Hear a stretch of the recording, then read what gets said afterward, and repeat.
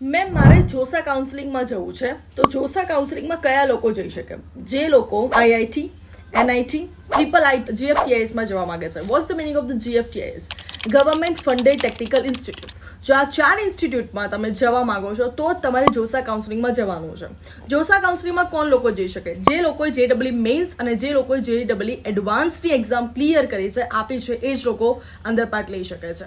જો તમારે આઈઆઈટીમાં જવું છે તો કમ્પલસરી JEE એડવાન્સ જરૂરી છે.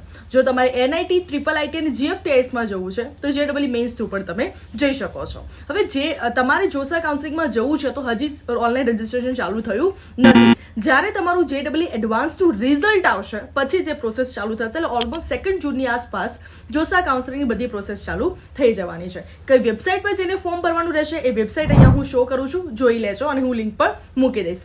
સેકન્ડ વસ્તુ, કેટલી કોલેજ છે, આઈઆઈટી કેટલી છે, NIT કેટલી છે, IIIT કેટલી છે અને GFTIS કેટલી છે?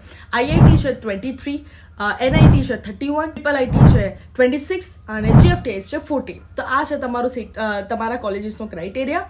અને જો તમે 12th બોર્ડ ઓબ્વિયસલી તમે આપ્યું જશો તો એમાં 75% જનરલ કેટેગરીના જોઈએ જ અને જોઈએ જ. જો તમે જોસા કાઉન્સેલિંગમાં જવા માંગો SC ઓર ST કેટેગરી માટે 65%. જો આટલા પર્સન્ટેજ હોય તો જ તમે જોસા કાઉન્સેલિંગ માટે બેસી શકો છો. મતલબ 75% વાળો ક્રાઇટેરિયા તમારો બોર્ડમાં કમ્પ્લીટ કરેલો હોવો જોઈએ.